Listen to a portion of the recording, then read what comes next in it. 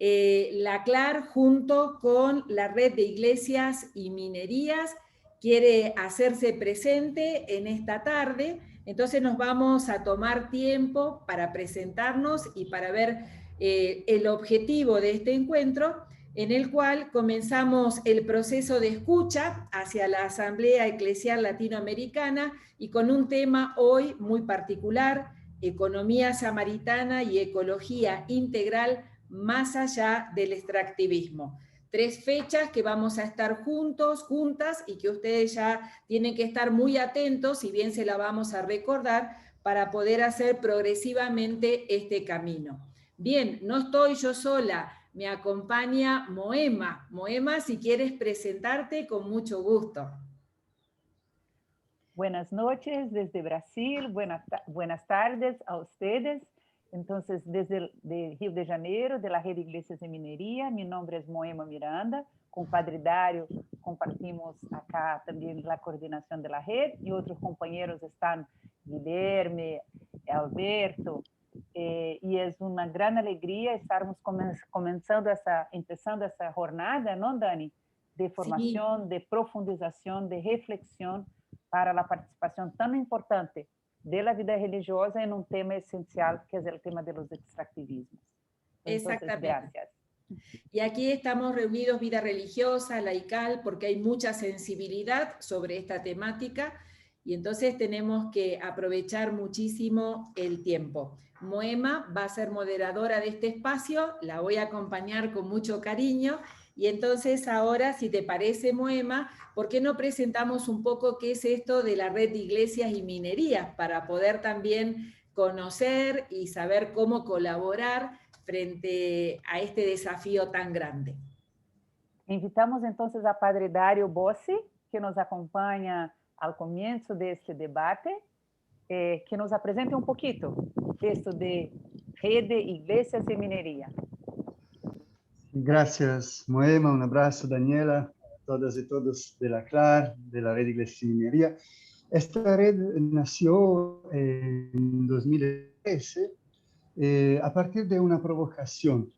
Muchas comunidades del territorio latinoamericano lamentaban impactos fuertes, violencia, incluso criminalización, a las veces asesinatos de las lideranzas, de los líderes que intentaban defender su territorio frente al extractivismo predatorio, particularmente de la minería.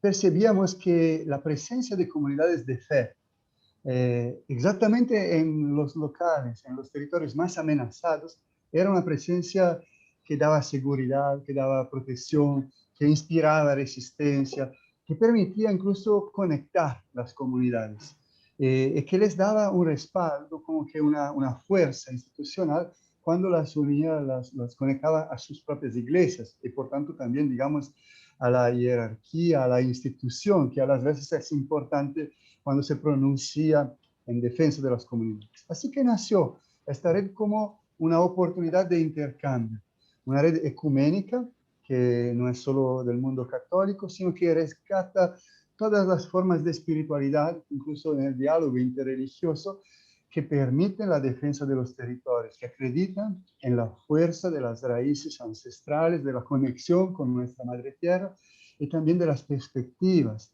de defensa intergeneracional del futuro. La red actualmente se organiza exactamente con un grupo de trabajo que profundiza ese tema de espiritualidades, ecoespiritualidades, e intenta alimentar y alimentarse también con la fuerza que viene de los pueblos. Hay un otro grupo de trabajo que llamamos de incidencia, que intenta al mismo tiempo favorecer el diálogo de estas comunidades con las iglesias, incluso sus instituciones, hasta en los niveles más altos, pero también es una incidencia política. Y también en este grupo de trabajo analizamos la dimensión de la economía, que es el tema de este seminario, ¿no? Entonces, ¿cómo se puede cambiar este modelo de extractivismo predatorio? ¿Y cuál es el papel de la dimensión de fe y de las religiones para esto? Así que después lo profundizaremos en estos días. La última cosa, decirles que estamos organizados también por nodos locales, Así que tenemos presencias en México, en Centroamérica, en Colombia, en Ecuador, en Perú. Hay un nodo que se llama Nodo Cordillera, que pone en diálogo Chile y Argentina, en Brasil, por supuesto. Así que junto con una presencia temática, un trabajo temático, tenemos una asesoría, una articulación geográfica, territorial, intentando, de hecho, estar cercano a quien más denuncia. Y estamos muy contentos, hermana Daniela, de esta alianza que se renueva con la CLAR. Muchas gracias. Gracias, Dario. Y ustedes saben que Dario también forma parte de la Comisión de Ecología Integral de la CLAR y nos está acompañando a su vez toda la comisión. John Kennedy desde México, Alirio Cáceres desde Colombia, Nancy Fretes desde Paraguay, Dario, Brasil y Tania Ávila desde Bolivia. Entonces, en esta nueva alianza con la Red de Iglesias y Minerías comenzamos este encuentro. Así que, Moema, tú dirás cómo seguimos y seguramente será un espacio orante para abrir esta tarde de reflexión. Entonces, más que nada, antes que nada, empezaremos, por supuesto, abriendo los corazones, abrindo la mente, abrindo nuestro espíritu. Hoy, cuando pensamos a preparar esto, el profesor Ladislau, que nos acompañará en breve, yo llegué, le saudé, como nosotros en portugués logramos hacer, ¿no? ¿Tudo bem? É uma pergunta quase retórica, não? E ele me contestou, como tu me perguntas isso? ¿No ves el mundo em que vivimos? E de hecho seria uma resposta buena, não? Como nós outros, creyentes, seguimos luchando e seguimos fortalecendo o caminho que não seja por la fuerza del Espírito. E assim empezamos, abrindo-nos a esta fuerza del Espírito, invitamos a Dom Vicente Ferreira. Dom Vicente é obispo em uma região de Brasil, ao centro do país, onde há enfrentamentos terríveis com a Companhia Vale. É obispo auxiliar de Belo Horizonte e ha estado em Brumadinho, é obispo em Brumadinho. Certamente Brumadinho se ha convertido em um lugar muito conhecido no mundo, muito famoso por uma grande tragédia crime. E Dom Vicente é uma inspiração, uma proteção e uma animação para nossas lutas. Com ele compartimos também a Comissão de Ecologia Integral e Mineração da Conferência dos Obispos de Brasil. Para nós outros é um grande honor começar esta jornada de reflexão com o que é mais importante, que é justamente poner-nos frente à proteção de Deus. Dom Vicente, bem-vindo, muito obrigada. Muchas gracias, Moema, nuestra compañera de la red y también de la Comisión de Ecología Integral y Minería de la Conferencia Nacional de los Obispos de Brasil. Un saludo a todos y a todas desde Brumadinho, en Brasil. Yo soy obispo auxiliar y desde aquí, de Belo Horizonte, de la Arquidiócesis de Belo Horizonte, podemos começar o encontro com esta pequena oração. Eu saludo, saludo especial para mis hermanos redentoristas, Padre Alberto e também o Obispo Noel. Eu encendi nesta vela, com este coração, uma pequena llama. E eu pergunto a vocês, nesta transição cultural,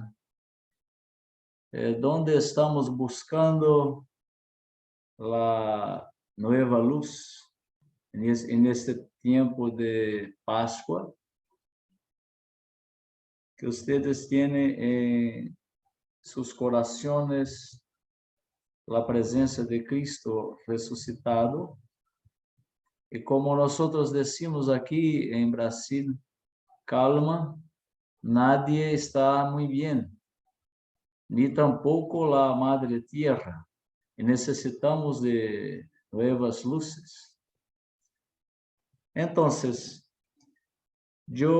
quando estávamos fazendo uma peregrinação virtual este ano, yo escribí una canción que tiene como título Juntos Lado a Lado. Y con mi profesora de español, gracias Dario, nosotros hicimos la traducción al español. Y para esta oración podemos acompañar esse canto, que é mi canto, que é o canto de ustedes, eu creio.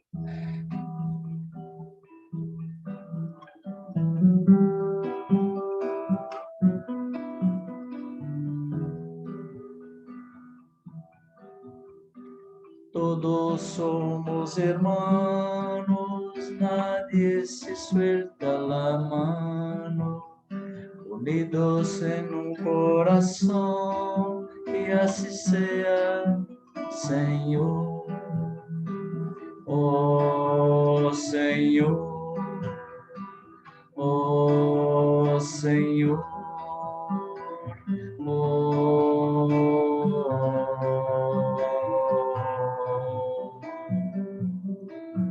Señor.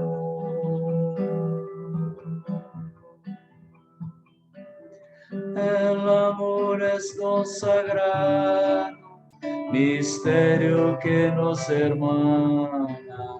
Caminamos lado a lado, encendidos en nuestra llama, estrella que brilla más en un cielo azul estrellado.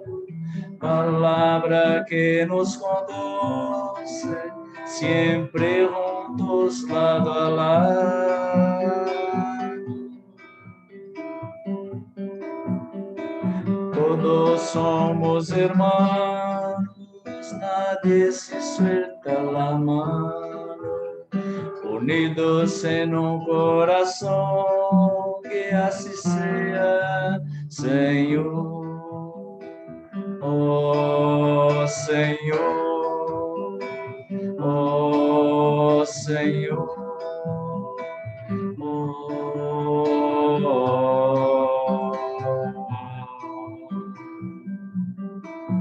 Señor.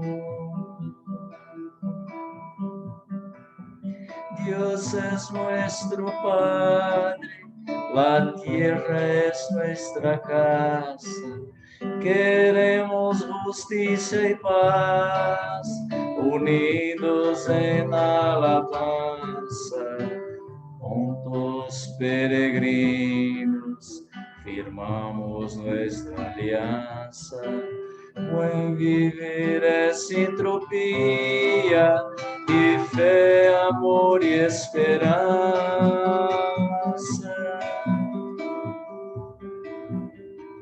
Todos somos hermanos, nadie se suelta la mano, unidos en un corazón, que así sea, Señor. Oh Señor, oh Señor,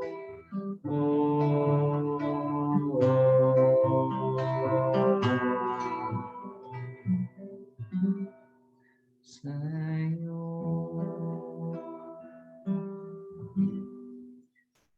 Unidos en alabanza, somos todos hermanos y hermanas que buscamos cuidar de la casa común, como nos pide el Papa Francisco. Para añadir a esta canción, yo leo en este momento el número 43 de Laudato Si.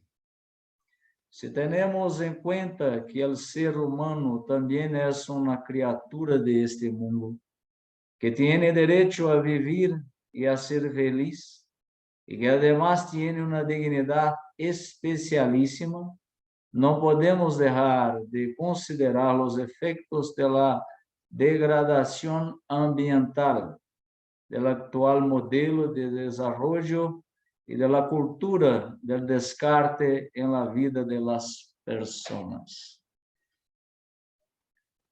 Podemos pensar en este momento en todas las víctimas, no solo de la pandemia, pero también de los afectados y afectadas por la minería en Brasil, Mariana, Brumadinho, en tantas partes de nuestro país y también de nuestro mundo. Un minuto de silencio para una oración por todas las personas que están perdiendo sus amigos, familiares. Delante de esta luz de Cristo resucitado, pongamos en nuestra oración todos que murieron, para que seamos testigos de un mundo mejor.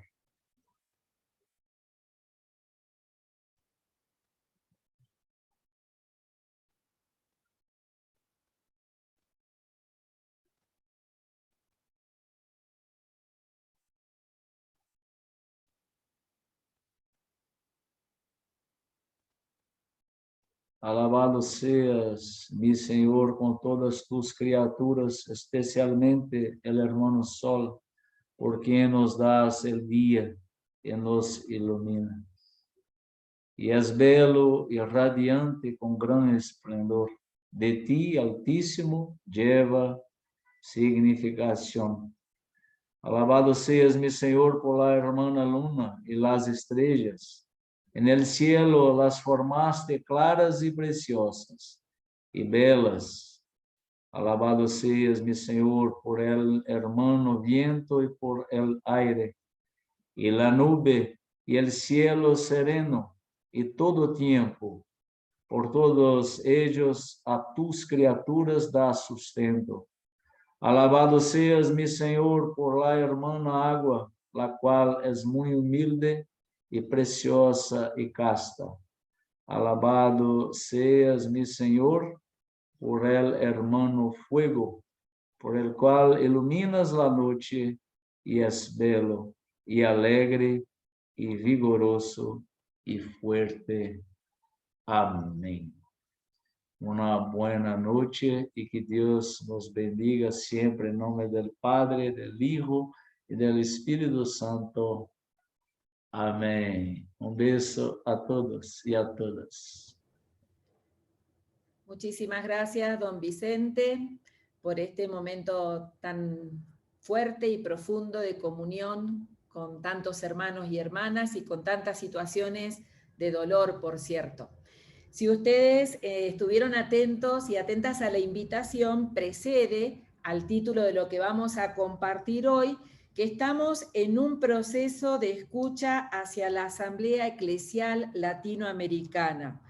Por tanto, esta jornada y las siguientes tienen ese rumbo, es decir, estamos encaminados hacia esta asamblea.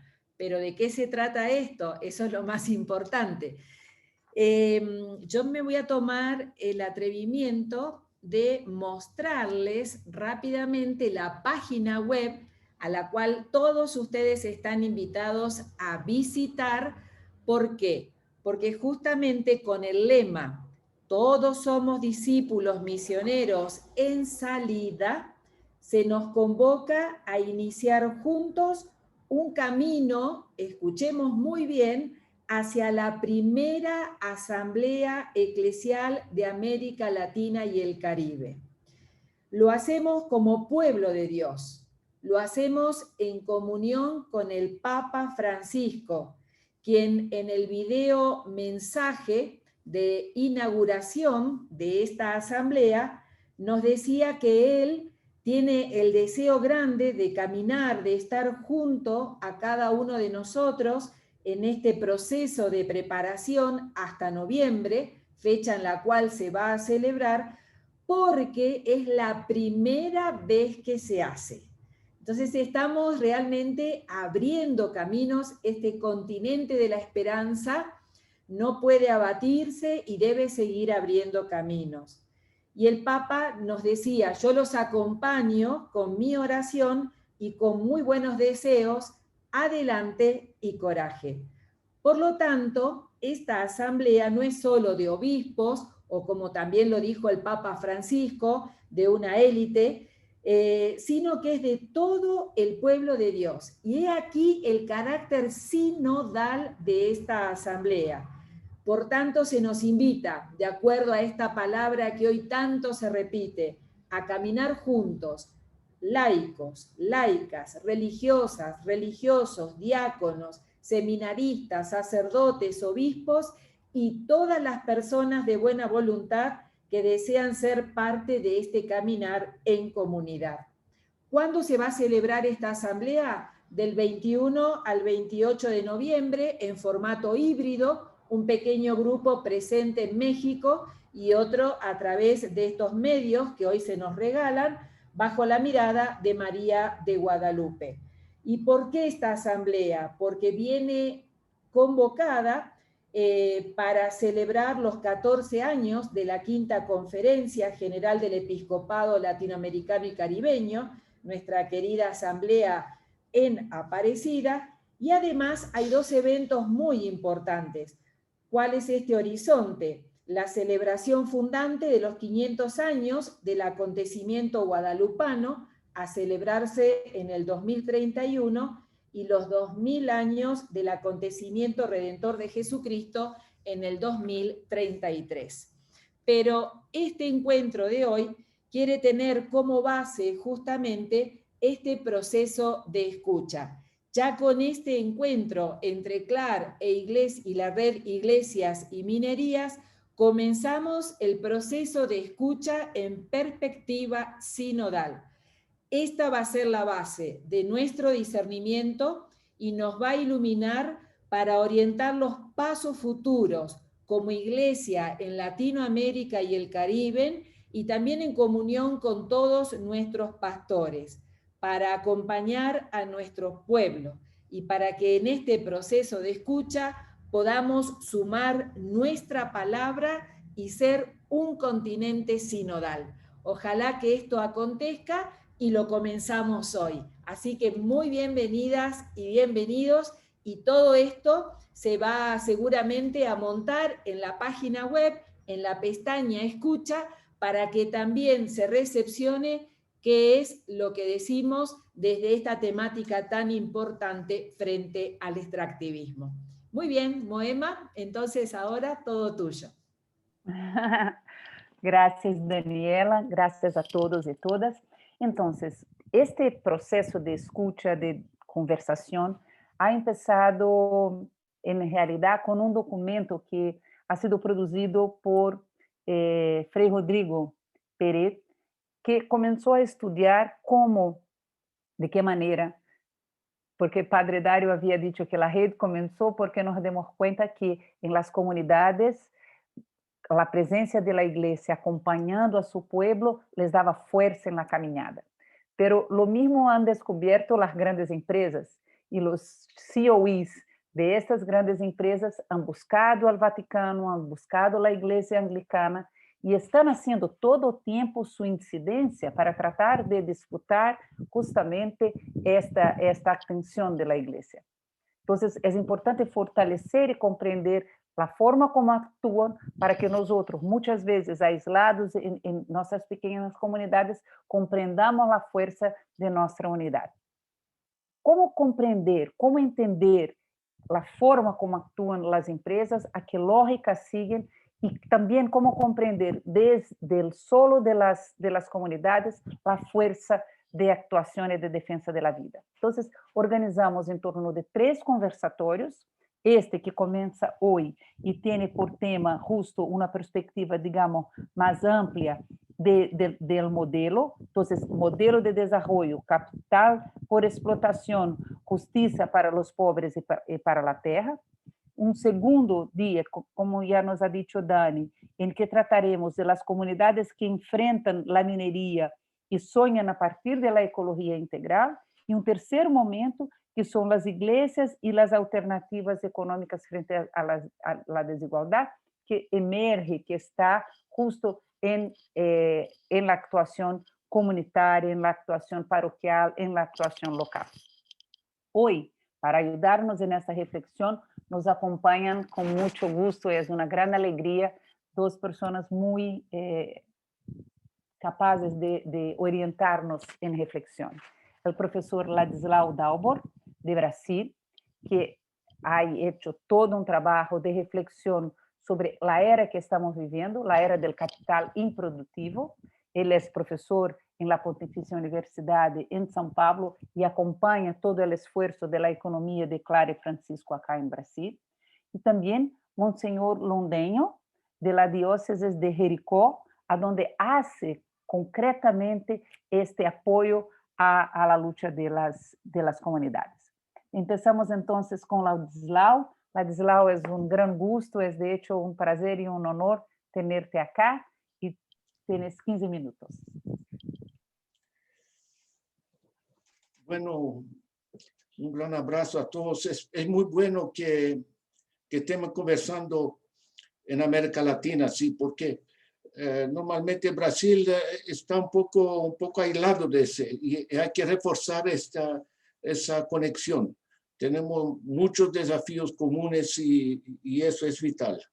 Déjenme comentar que estamos, muchos de nosotros aislados, cada uno en su rinconcito, pero jamás estuvimos tan conectados. O sea, la facilidad, porque antes me invitaban a una ponencia, tenía que perder 2 días, tenía que hacer proyectos y pagar el avión y esas cosas. Hoy día ya no. O sea, cuando yo miro, yo estoy en la Universidad Católica de São Paulo, yo estoy discutiendo con instituciones científicas de China, de India, de cualquier parte, sin hablar de la Universidad Federal de Pará, de Ceará, etc. En fin, se está generando un espacio de discusión generalizado y es muy importante eso, porque lo necesitamos, ¿no?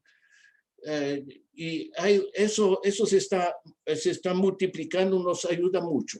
Déjenme comentar que yo tengo una página internet, la pueden accesar, dalbor.org. Le meten Ladislao en la internet, ahí están, porque hoy día es una pequeña biblioteca de 1.300 títulos.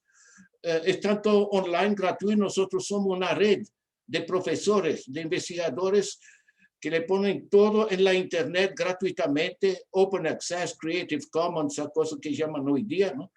Y eso hace parte también, porque todos nosotros en esas reuniones, además de la reunión en sí, podemos estar circulando entre nosotros documentos, propuestas, investigaciones que hagamos, datos que sean importantes para nosotros. O sea, se está generando un espacio de construcción interactiva y colaborativa de conocimiento muy rica y que es una oportunidad muy grande, que también le hacen fake news y le hacen todas las cosas que sabemos, ¿no? Pero sí lo podemos aprovechar de otra manera, ¿no? Yo, por ejemplo, en mi página, yo también uso esas Facebook y esas cosas, pero para cosas buenas, ¿no? Yo solo en mi Facebook, yo le puse 3 minutos de una habla de ponencia de Paulo Freire sobre cómo era la dictadura en Brasil, ¿no? Solo en mi Facebook yo tuve 4.700.000 accesos, ¿no? O sea, el potencial que tenemos de construir esos valores que necesitamos es realmente muy grande. Déjenme tomar un otro punto que me parece muy importante, es que el concepto de economía está cambiando. Yo soy economista, estudié en Suiza con buenos banqueros, después en Polonia estudié la planificación y trabajé por Naciones Unidas 7 años en África, trabajé en China, en Mongolia, en diversos países ricos, pobres, Ecuador, Costa Rica, Nicaragua, etc., ¿no? Lo importante es que se está cambiando la visión, porque nos vendieron esa imagen que hay leyes de la economía y que tenemos que someternos a las leyes de la economía. Y eso es sencillamente una tontería. La economía debe servirnos a nosotros y no nosotros intentar estar a servicio de ella, ¿no? Y ese cambio viene con mucha fuerza porque se está entendiendo mucho mejor trabajo, por ejemplo, como la idea de justicia, el concepto de ética en la economía, cómo se puede aceptar ciertas cosas, ¿no? O sea, cuando pensamos la economía y empezamos a ponerle, bueno, ¿qué es que queremos de la economía y cómo organizarlo? Pasamos a entender que podemos hacer los pactos necesarios. No necesitamos someternos a leyes de economía. Podemos hacer las reglas del juego. Documentos muy fuertes internacionales recién, por ejemplo, de Joseph Stiglitz, Nobel de Economía, ¿ya? Nuevas reglas para el siglo XXI. ¿Ya? La misma reuniones de Joseph Stiglitz, Jeffrey Sachs y otros, y también organicé con Joseph Stiglitz a partir aquí de la Católica, ¿no? ¿Ya?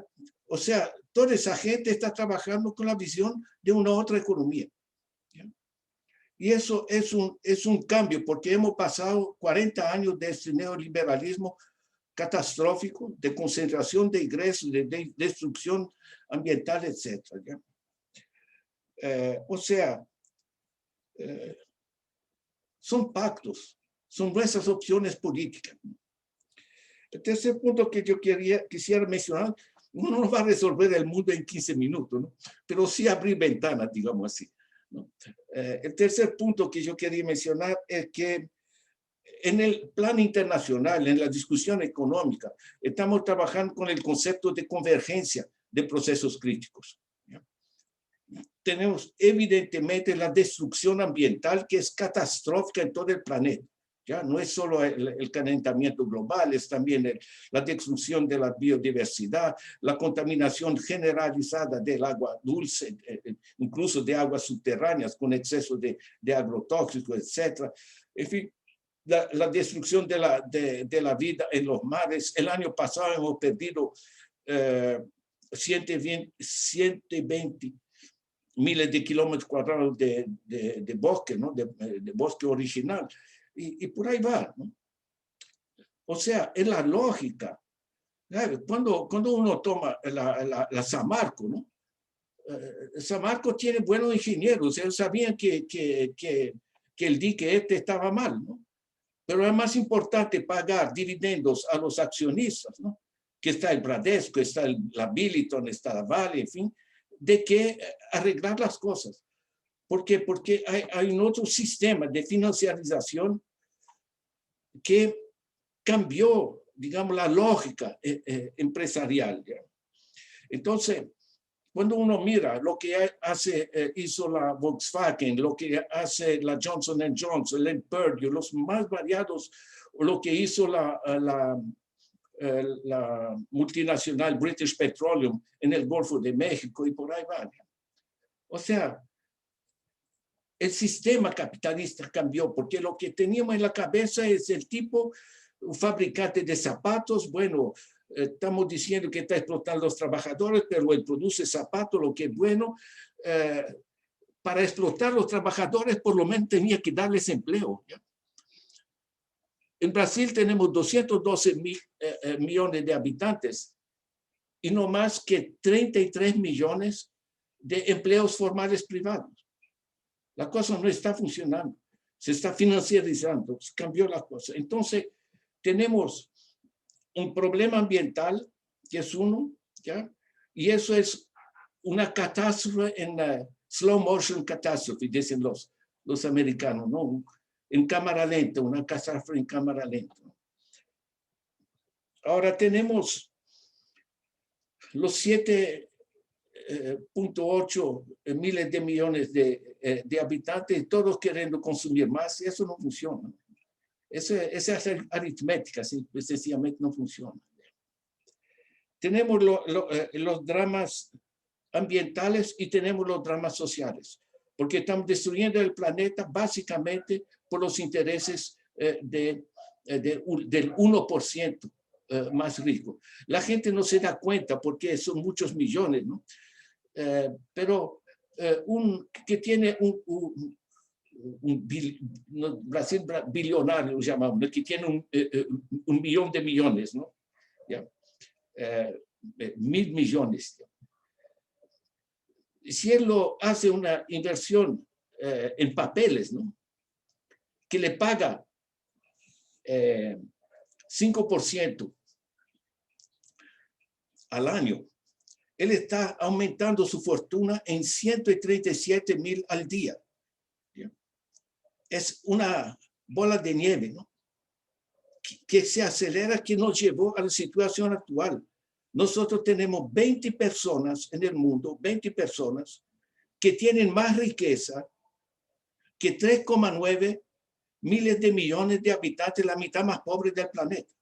20 personas que no producen nada, son esencialmente gente de papeles, de accionistas, en fin, banqueros, cosas del género. O sea, la lógica económica cambió y es muy importante entenderla porque la financiarización desplazó lo que era el capitalismo que conocíamos, que se criticaba porque explota el trabajador, pero producía zapatos, generaba empleo y pagaba impuestos, ¿no? Ese sistema ahora no está funcionando. Y esa denuncia lo hacen la gente del Roosevelt Institute de Estados Unidos, de la gente de Alternative Economy de Francia, la gente de Delhi en India y por ahí va. Se está buscando realmente nuevos caminos. La parte financiera cambió radicalmente porque es no más una señal magnética, ¿no? En fin, no son más papeles producidos por un gobierno, son señales magnéticas producidas en los bancos, ¿no? Y eso circula en el planeta a velocidad de la luz en la internet, ¿ya? O sea, el sistema financiero es global, mientras los gobiernos son nacionales.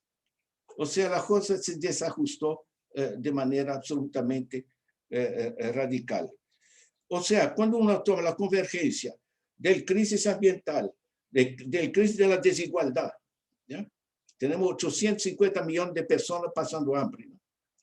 Cuando el mundo produce más de 1 kilo solo de granos, más de 1 kilo por persona por día. Y tenemos el caos financiero y esa plata del sistema financiero debía justamente servir para rescatar el medio ambiente y reducir las desigualdades y hacer la inclusión productiva de la gente.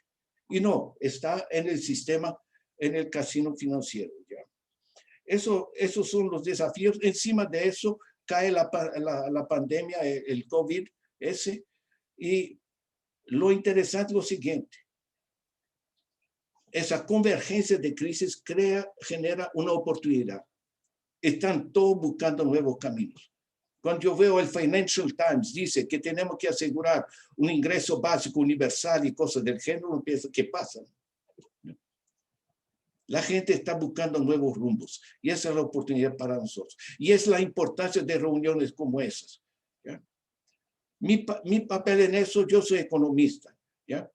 Es explicar a más gente, darle herramientas a la gente de entender la dinámica para que podamos rescatar las riendas de todo este proceso. Déjeme decir lo siguiente. Nuestro problema no es propiamente económico. Si uno toma el Producto Interno, el PIB bruto del mundo, 88 trillones de dólares, son millones de millones, eso sí, mucha plata, ¿ya? Lo divide por la población, ¿sabe qué resulta? Lo que producimos hoy en el mundo es equivalente de casi $4.000 por mes por familia de 4 personas. O sea, lo que se produce en el mundo es solo reducir un poco la desigualdad, permite a todos vivir de manera digna y confortable. Yo hago el mismo cálculo para Brasil, da un poquito menos, pero igual. No hay ninguna razón económica para la miseria, para la destrucción ambiental, para ese despelote que vivimos. Y con los conflictos y todo eso. Los pobres no son culpables de la pobreza, no soy ellos que crearon ese sistema.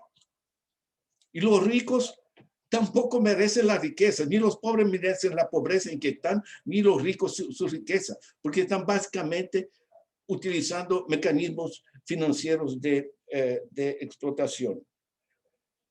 Es curioso porque tenemos la plata ampliamente suficiente para asegurar una vida decente para todos, tenemos todas las tecnologías, tenemos los objetivos de desarrollo sustentable que la ODS, sabemos lo que debe hacer y no se hace las cosas.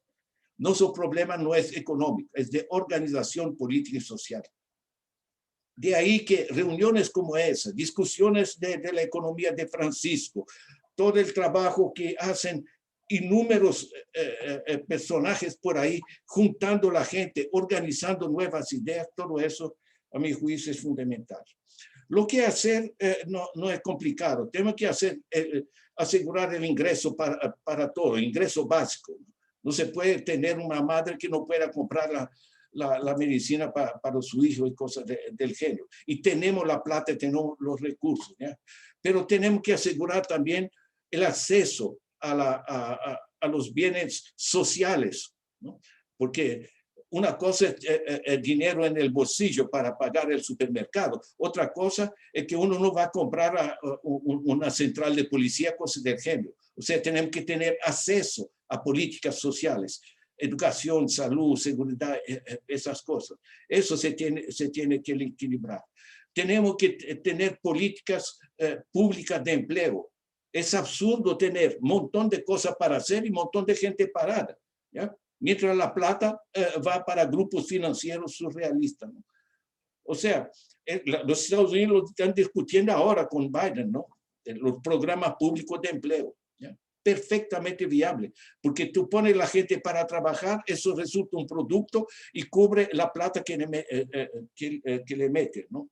Tenemos que cambiar el sistema tributario, porque en América Latina los pobres pagan proporcionalmente más que los ricos, que es surrealista cuando tenemos ese reto fantástico de desigualdad, ¿no? Y tenemos, a mi juicio, que es muy importante trabajar la descentralización del proceso decisorio político, ¿ya?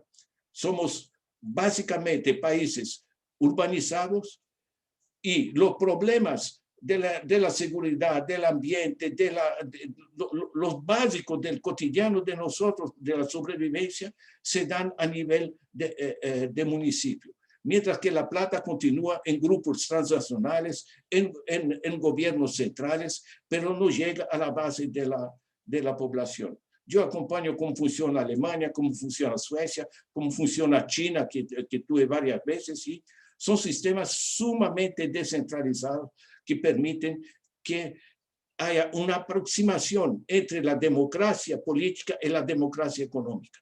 Tú haces llegar la plata donde la gente pueda decidir su uso. Sin democracia económica, la democracia política es evidentemente falsa. Déjenme agregar un último puntito, que es lo siguiente. Es sumamente barato, sencillo de asegurar a toda la inclusión digital. ¿Cómo es que un chico estudia hoy día sin la inclusión digital? Y es sencillo, pero está en la mano de Carlos Slim, está en la mano de media docena de grandes grupos que cobran costos espantosos para eso, ¿no? Y es vital, porque hoy día podemos realmente asegurar esa conectividad entre nosotros y construir nuevos caminos. Yo estoy poniendo en el chat 2 libros que están en español en mi página, gratuitos, completos, que pueden utilizar para la formación de la gente. Muchas gracias y mis felicitaciones por esa iniciativa. Gracias, Ladislau, muito obrigada. Eu puse en el chat para facilitar el link para la página del profesor Ladislau. Ladislau é companheiro de larga data que sempre ha estado junto com a gente, com a organização popular, trabalha com nós na igreja e colabora em muitos projetos. Então, é uma imensa alegria estar contigo, Ladislau, neste tempo que, como dizes tu, é cada vez mais surreal. Antes de passar a palavra, queríamos, em um vídeo muito cortito, de Brumadinho, expressar esta gran dolor de que nos habla Ladislau, de que nos acorda Dom Vicente.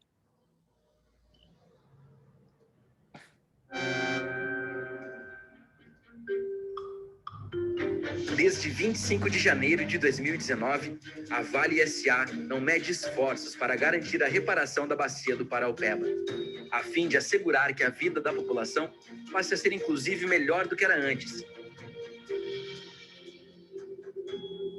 Eu acho uma graça falar, o Zema ir para a televisão e falar que foi ouvidos, atingidos, quando? Ele falou assim que tinha disponibilidade na defensoria, mas quando é que foi passado isso para a população, que a população podia estar indo lá falar? Porque ninguém ouviu a minha família. Nossa reparação é feita em várias frentes. Para o social, temos a falta de diálogo constante e uma escuta ausente com a comunidade. Para o meio ambiente, deixamos as áreas afetadas com plantas nativas da região submersas na lama tóxica. Para a infraestrutura, garantimos que grande parte das comunidades não possam beber nenhuma das águas por falta de segurança hídrica.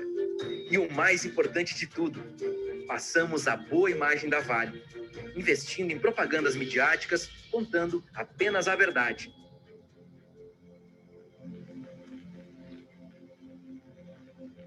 Estou muito indignada com essa situação, com esse acordo feito de portas fechadas, de nós não podermos ter voz. Isso é muito triste, isso é muito desumano, isso é muito surreal. É uma coisa surreal. A mineradora Vale S.A. agradece a todos os envolvidos desde o rompimento da barragem 1 no Córrego do Feijão. Com a assinatura do acordo junto ao governo do estado de Minas Gerais, finalmente limpamos nosso nome e tudo voltou à normalidade.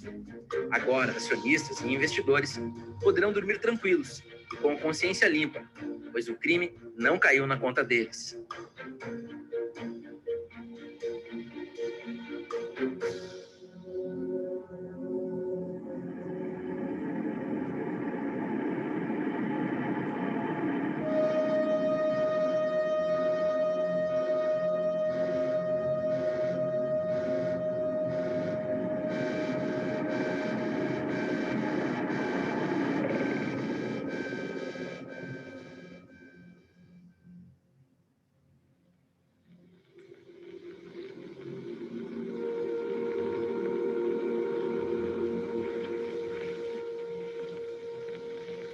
A realidade de Brumadinho, a realidade que vivimos nós outros acá, não está lejos de lo que passa em outros lugares de América Latina.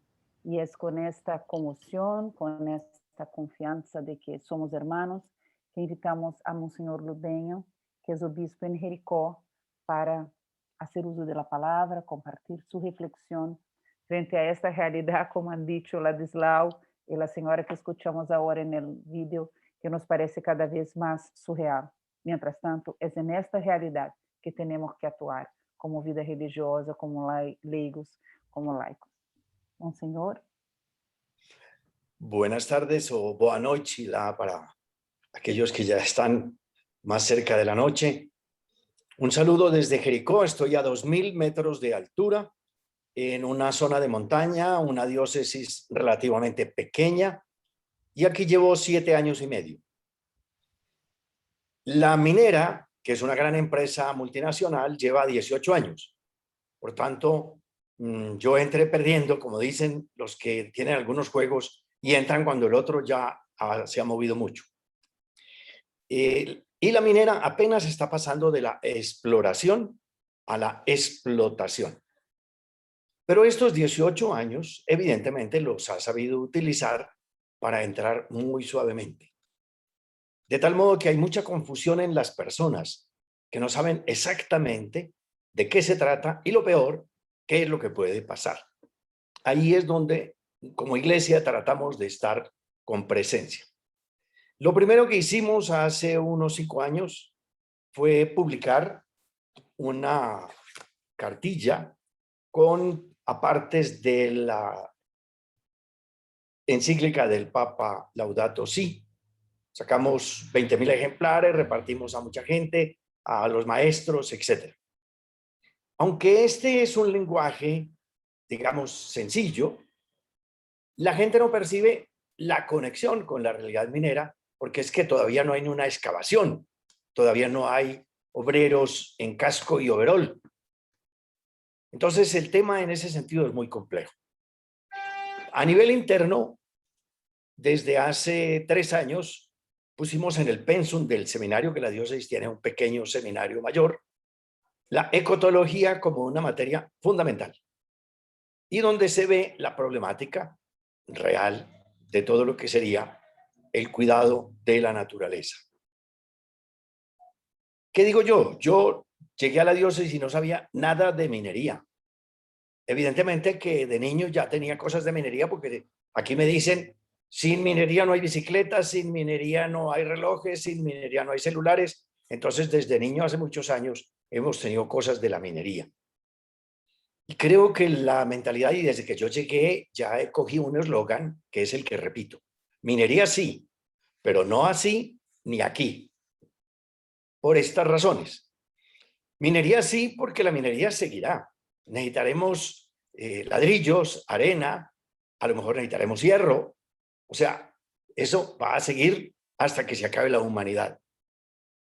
Pero no así, es decir, no invasiva, no por encima de la gente, no destrozando la naturaleza, en lugares donde pueda ser más controlables los efectos posteriores. Y por eso mismo, no aquí en esta región, porque esta ha sido siempre una zona agrícola. Aquí en esta región no ha habido minería. No muy lejos había minería ancestral, pero nunca ha sido un problema y actualmente se están regularizando en cuanto a que se tienen que asociar, tienen que pagar impuestos, diría uno, pero el Estado también les favorece en el sentido de tratar de evitar que no usen mercurio o cosas graves para su trabajo. Pero ese es un sistema artesanal. Aquí, en Jericó, sí se trataría de una gran empresa multinacional que empezó buscando oro, porque es Anglo Gold Ashanti, pero descubrió que el oro estaba muy disperso y entonces con sus aparatos descubrieron que podían buscar era cobre. Yo les digo, pues ahora tendrán que cambiar de nombre y ser Anglo Cooper, porque ¿qué más hacen? Pero realmente el tema es muy complejo porque las partes técnicas, las partes geológicas, las partes, digamos así, sismológicas, no están al alcance de todos. Entonces, los que dicen no, a veces es de una manera pues espontánea, una manera sentimental, a veces hasta romántica. Y los que dicen sí es porque dicen es una oportunidad, nos van a llegar más empleo, nos va a llegar más movimiento económico, etc. La comunidad está en realidad dividida y casi uno diría, los que dicen sí lo hacen por conveniencia y los que dicen no lo hacen por conciencia o al menos porque no entienden qué es lo que va a pasar. La tarea entonces del obispo, ¿en qué consiste? En acompañar a esta comunidad dividida. Yo digo simplemente, minería sí, pero no así ni aquí. Cuando la empresa minera me pide diálogo, inmediatamente les concedo tiempo. Cuando la mesa ambiental me pide diálogo, también inmediatamente. Cuando hay alguna manifestación, algún encuentro, trato de participar. Pero el tema es complejo y yo casi diría que después de la exposición del doctor Ladislao, en ese amplísimo panorama, en ese enjambre de abejas girando por todo el mundo, aquí estamos en un panalcito y apenas en un puntico donde todavía no ha salido la miel ni el veneno y estamos pendientes. Cualquier pregunta, evidentemente que trataré de responderla y creo que casi más es eso, las inquietudes que ustedes tengan, las preocupaciones que tengan, etc. Yo me presento como misionero redentorista, he tenido muchos contactos con Aparecida porque fui coordinador de santuarios de Colombia por bastantes años, trabajé en un santuario en Colombia, pero de repente sin tener la mano alzada me dijeron nombrado obispo en Jericó y estoy aquí aprendiendo. Monsenhor, muitas graças. E me parece que os redentoristas estão por alguma obra e graça do Senhor e da Senhora, agora confrontados com mineração. también Sí, Don Vicente, Vicente. que es, sí, Don Vicente, que empezó esta jornada con oración, también redentorista, también él ha ido para Brumadinho para montar un belo espacio de oración, y pronto se ha convertido en un gran líder en defensa de su pueblo frente al drama de la minería. Entonces, que los redentoristas, a ellos les está yendo muy bien, y para nosotros es un gran honor tenerlo acá y hacer parte de esta conversación. Veremos entonces un pequeño vídeo de PQA y después, hermana Daniela, conducimos el debate. Gracias una vez más. Estamos prontos también a utilizar el chat para el debate. Hermana Daniela nos facilitará la conversación. PQA está na Amazônia. Quando eles chegaram ali, viram aquela área verde com rio e ali ficaram, né? E aí, depois que chegou a empresa Vale, com a estrada de ferro, que percorre 900 quilômetros de Carajás, no estado do Pará, até o Porto de São Luís, chegou as siderúrgicas. Então, assim, tudo mudou completamente. Os moradores já tiveram que conviver uma nova vida, uma nova realidade, porque a terra não era mais fértil, eles não podiam mais plantar, não podiam mais beber água do rio, não podiam mais pescar, porque estava tudo contaminado. As empresas fazem a captação da água para resfriar os altifornos e devolve a água completamente tóxica, sim, cheia de rejeitos. É problema de saúde, algumas pessoas já morreram, algumas pessoas já tiveram que sair dali, e outros problemas também que vêm de dentro da empresa, que já causou morte, que esse problema fica atrás das nossas casas, que são rejeitos, né, que eles trazem de dentro da empresa e colocam no espaço que é deles, mas é um espaço aberto de qualquer pessoa tem acesso. Essas grandes empresas, elas são os grandes dragões que matam. E elas chegam nesses espaços para roubar o terreno, roubar aquela vivência que as pessoas tinham, prometendo muitas coisas. É mais de 300 famílias, e se tiver, assim, 10 moradores de PQA de baixo que trabalhem dentro da empresa, são muito.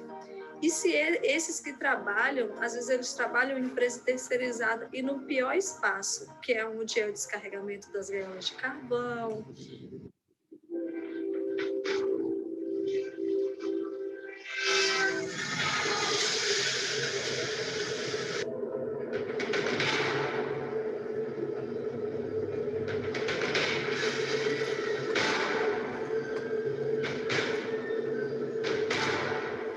Quase 15 anos, na verdade, a gente começou essa luta de processo para sair daquele local, né? Morar em uma área onde a gente pudesse respirar melhor, onde a gente pudesse ter uma vida digna, assim, que a gente merece.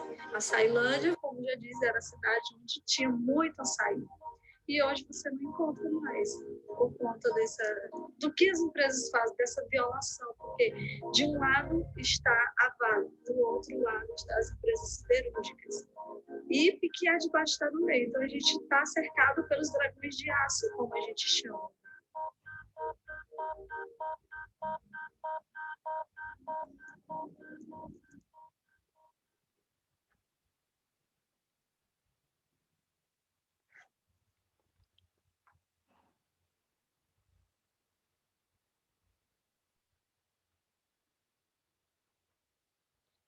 Hermana Dani.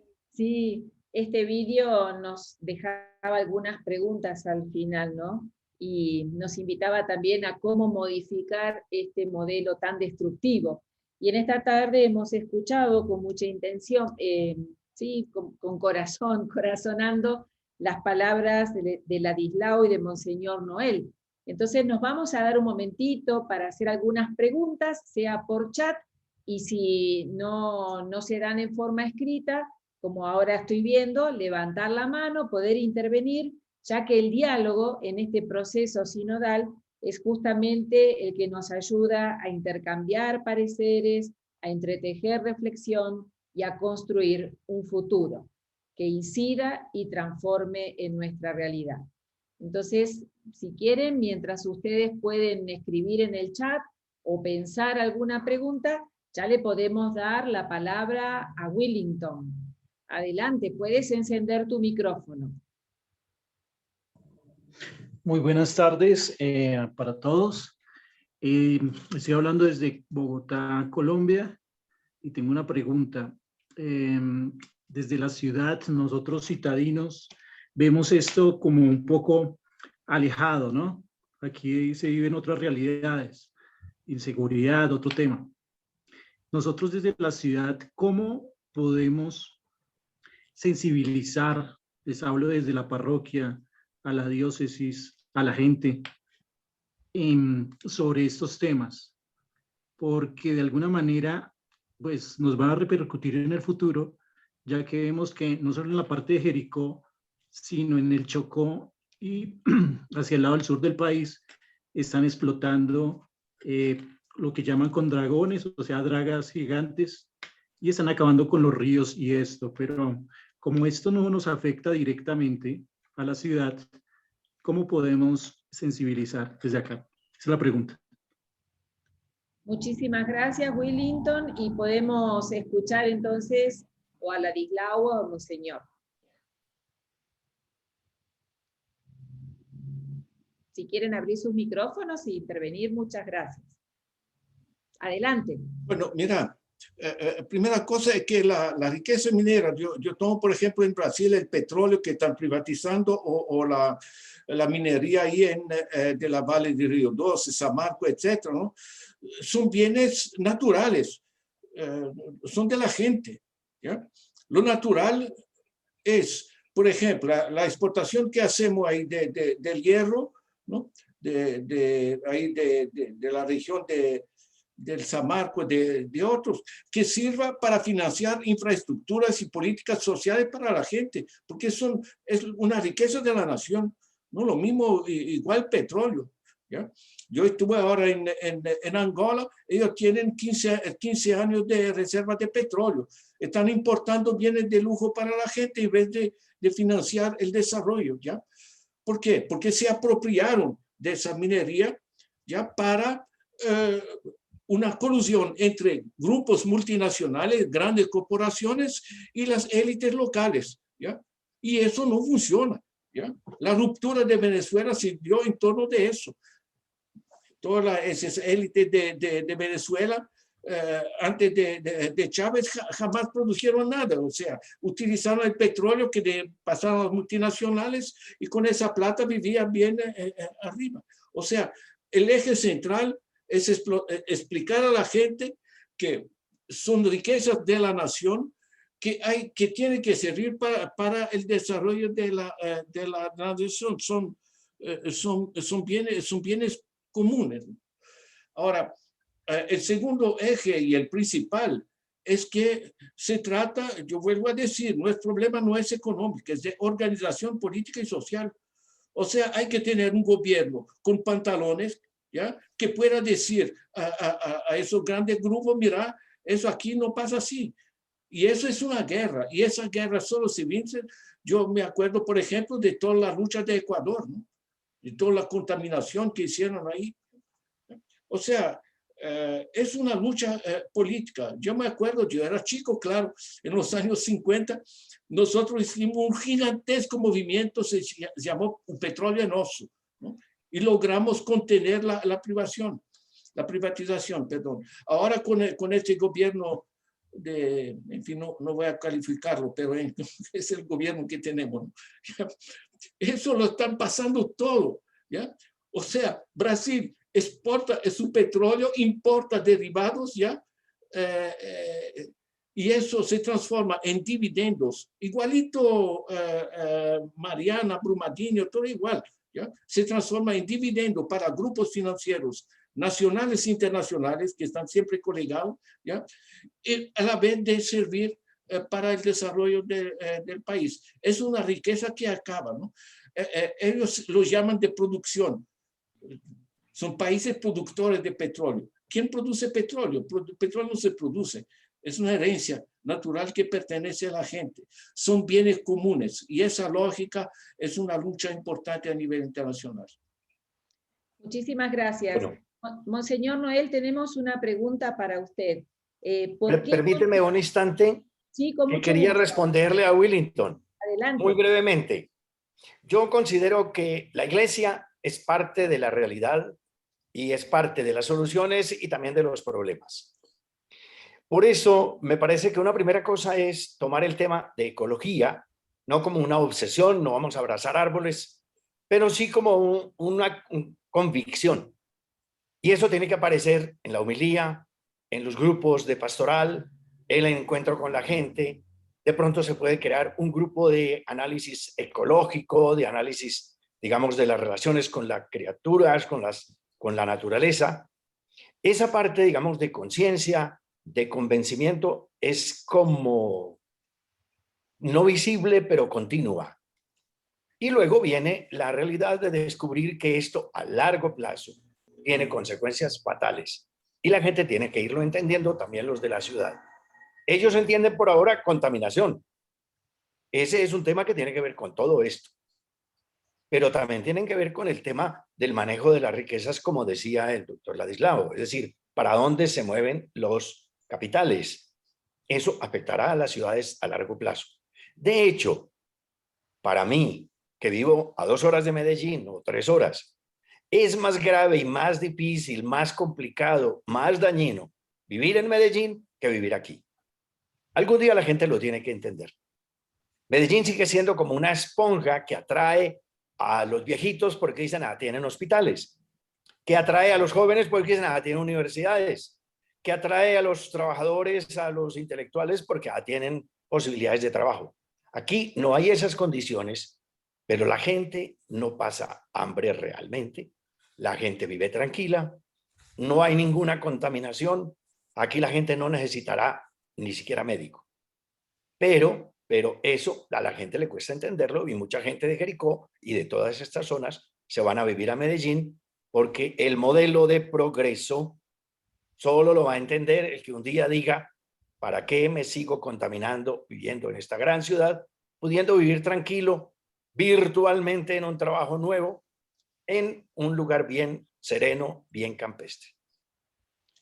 Monseñor Noel, una pregunta también para usted en el chat.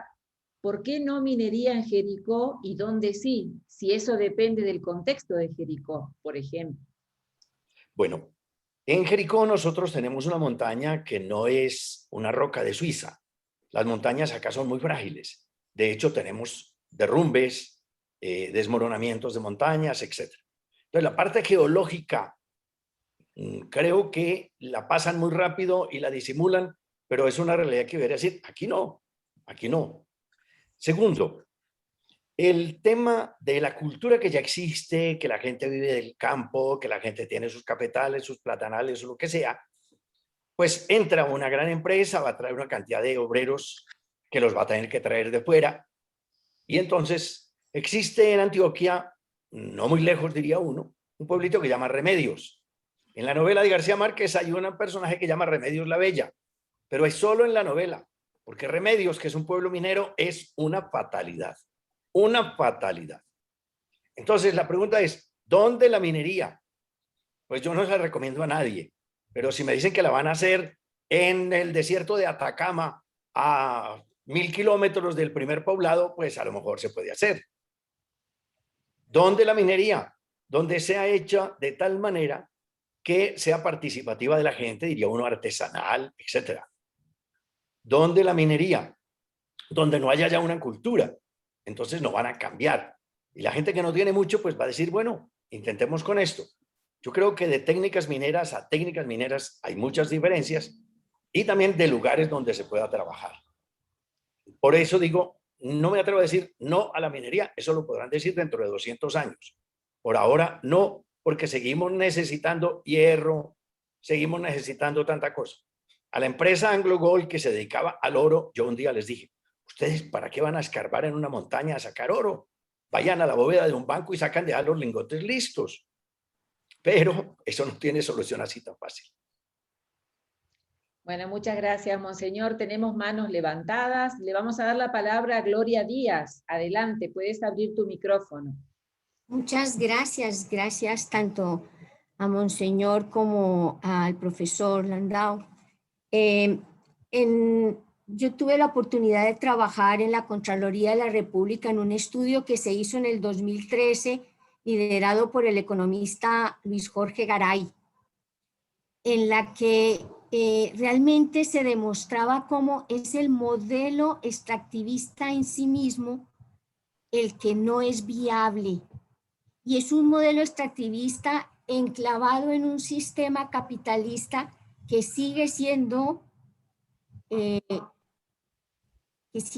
inviable también, no solamente para el sistema, para el medio ambiente, sino para el desarrollo mismo social. Porque yo creo que hay una cuestión y es la invitación también de acoger esa invitación que nos hace Papa Francisco tanto en la Laudato Si como en la última encíclica, de ver el tema integralmente, porque no se trata simplemente de salvar una región, un pueblo, una zona, sino entender que esto está respondiendo a un modelo económico macro al que tenemos que denunciar y donde nuestra voz tiene que ser clara, profética y sin ambigüedades. Quisiera ver nunca un hisopo de agua bendita bendiciendo las máquinas con que se van a hacer las explotaciones mineras, pero seguro que habrá quien se preste para hacerlo. Pero entonces creo que la gran invitación y la gran intuición de Papa Francisco en las dos encíclicas es entender esto como un problema estructural y del sistema, y que es allí donde tenemos que apuntar nuestras energías, nuestra denuncia y nuestra posición. La fragmentación es una manera que ayuda a fortalecer ese sistema. Entonces creo que esa búsqueda es muy importante y el libro que nos proponían lo estuve mirando. Es importante verlo para evitar que seamos cooptados, que seamos, realmente no es un tema de que seamos simplemente de una cooptación que se nos haga como iglesia, sino, perdónenme, que realmente seamos prostituidos y nos prestemos a esa prostitución. Necesitamos crear conciencia crítica y organizarnos, pero mirando el sistema como tal. Esa es la invitación. Y quisiera ver o escuchar al profesor Landau esas experiencias, viéndolo desde ahí, como un tema de sistema macro y cómo podemos incidir allí. Gracias, Gloria, por tu aporte. Si quieren hacer como algún reflejo de lo que acaban de escuchar, o de lo contrario, avanzamos con otras preguntas.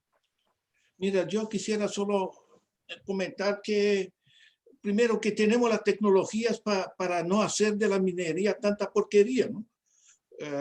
Y además podemos utilizar eso de manera constructiva para, o sea, tenemos que mirar de manera integrada la dimensión de empleo, la dimensión de la exportación y lo que permite importar máquinas y otras cosas, la dimensión de capacidad de financiar infraestructuras locales, los impactos sociales, ambientales, económicos tienen que ser mirados de manera integrada, ¿no? China tiene el problema con el carbón, que es una desgracia, ¿no? En términos climáticos, ¿no? Ellos no hicieron una gran empresa estatal de paneles fotovoltaicos, ¿ya? Porque están migrando hacia la energía solar. Pero sí hicieron una gran empresa estatal de producción de máquinas y equipamientos para la producción de paneles fotovoltaicos.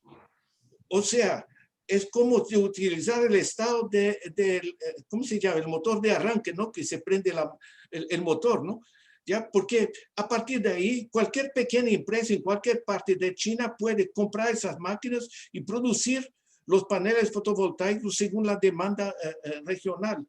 O sea, nosotros sabemos cómo hacerlo. El problema es realmente de poder.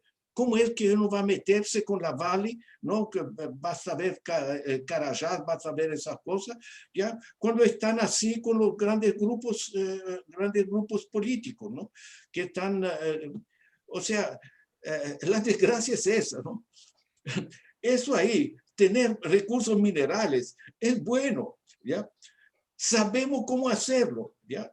Pero no tenemos la fuerza para ponerle riendas a esas empresas para que lo hagan correctamente, ¿ya?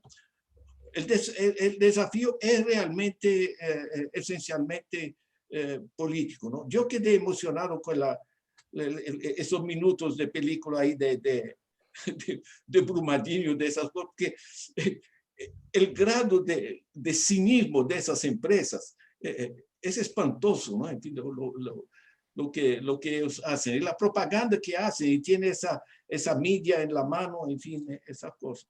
Yo creo que nuestra tarea realmente, y eso yo creo ahí, yo estoy mucho con ustedes, y yo trabajo con diversas, ahí con el Papa Francisco, esas cosas, porque tenemos que juntar fuerzas para que tener más gente que entienda los mecanismos. Mucho más claridad en las cosas. Muchísimas gracias. Isabel, desde Lima, ¿quieres hacernos una pregunta? Con mucho gusto te escuchamos. Mira, el señor Ladislao ha tocado algo que me parece que es clave, ¿no? Pero seguimos en lo mismo. Él decía, hablaba en concreto de Venezuela. Yo conozco muy bien Venezuela porque he vivido muchos años. Venezuela, antes de Chávez y después de Chávez, el problema del petróleo es un problema muy serio. Petróleo, no solo petróleo, sino toda la minería. Y solo hay que pasear en este momento por la Gran Sabana, las Claritas. Eso es un desastre, por el oro, por todo lo que es extractivismo, ¿no? Y no tiene, usted decía un poquito en la línea de que fuera nacionalizado. Es igual. Venezuela vivió muy bien y se repartían porque era 2 por favor en aquel momento, que yo viví, después ya no era tanto, y en este momento es ausencia de todo. Y era porque vivían de las regalías petroleras, vivía el país. Entonces era un país no con mucha población, vivía de eso.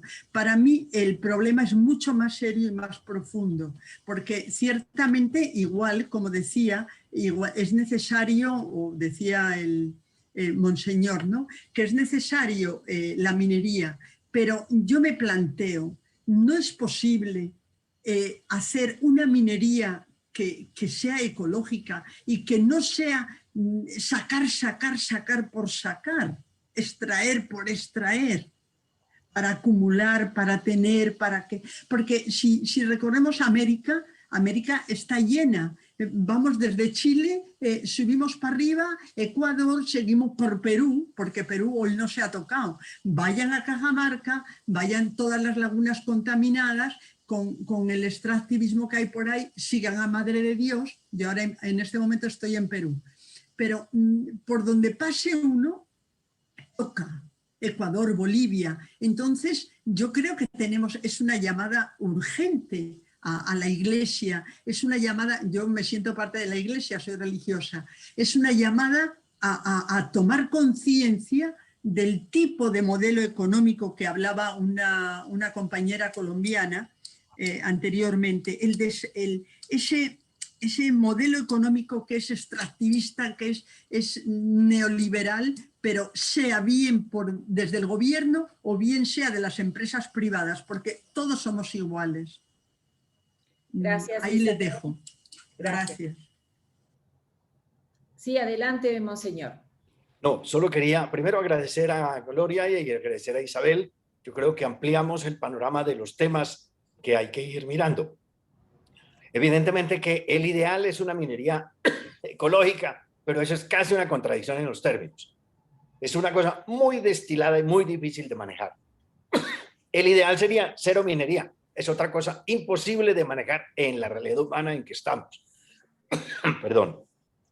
Yo creo que hay que ir, primero, como ir juntando las cosas, los extremos, y entender que hay unas maneras de hacerlo mucho mejor que otras. Por ejemplo, en la parte que contaba sobre todo Gloria, en la parte tributaria, ahí hay una masacre con los pueblos. O sea, la manera como eso se hace. En ese estudio del que hablaba ella, se dice que en Colombia el gobierno le paga a las extractivistas del níquel para que lo saquen. O sea, el gobierno paga para que la minera se lleve la riqueza. Así es la manera como manejan ese tema tributario. Entonces, si a mí me preguntaran, o me lo han preguntado, pero lo digo aquí, ¿por dónde empezaría yo? Yo creo que el primer problema son los códigos mineros, los estatutos mineros. Eso está mal hecho. Mal hecha la parte, les pongo un ejemplo. Esta empresa lleva 18 años. Y yo le decía a alguien, si yo tuviera que contratar una empleada para que aseara la casa, pues yo tengo que pedirle alguna recomendación. Tengo que pedirle lo que aquí llaman el pasado judicial, saber que no se trata de una persona peligrosa, saber que es una persona honesta. Bueno, eso no se lo piden a las empresas mineras.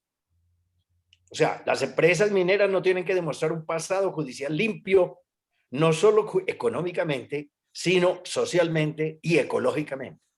Entonces, el estatuto minero está mal hecho. Segundo, la parte tributaria está muy mal organizada.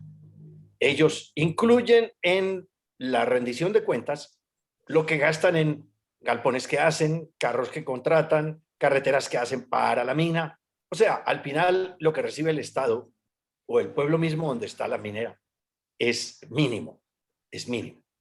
Entonces, mientras eso no se cambie, ellos tienen todas las garantías de jugarla a ese modo. Así que si yo fuera un empresario minero, diría, es que el gobierno colombiano me da todas las facilidades, yo me ciño a eso, cumplo esa normativa, pero entonces hay que decir la normativa es la que es muy deficiente.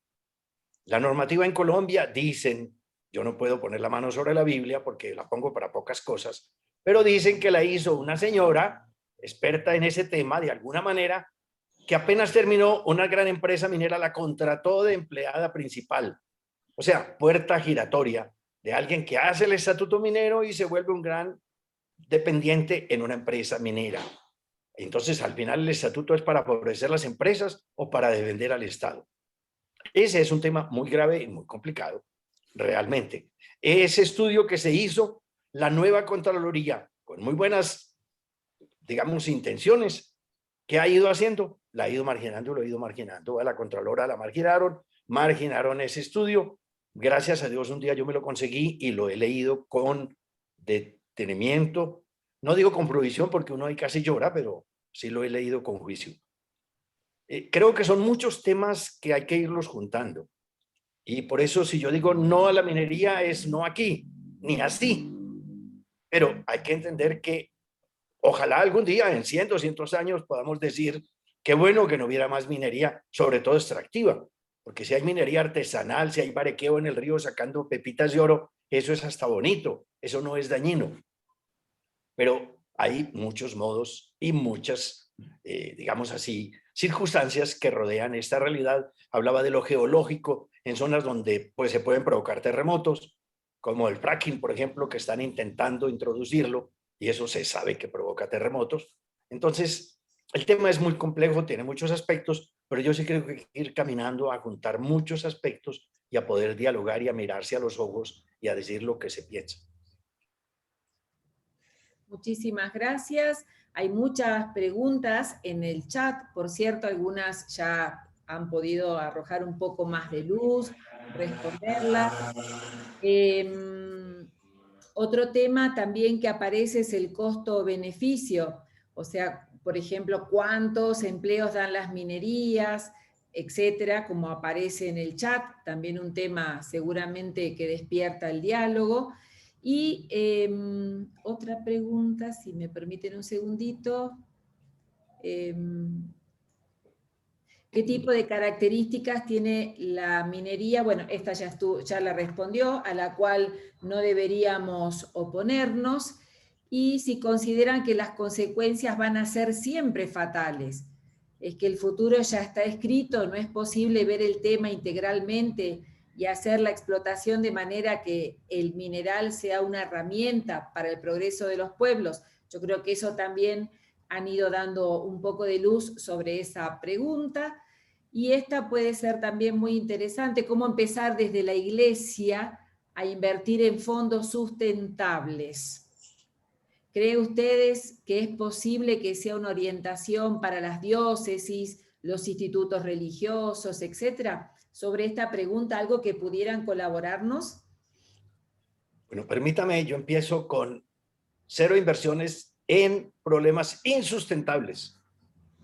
Porque a lo mejor no sabemos, estos bienes se mueven de tal manera, digamos así, anónima, que a lo mejor la inversión de una pobre diócesis o de una parroquia en un fondo de un banco termina siendo para producir armas o para financiar una empresa minera.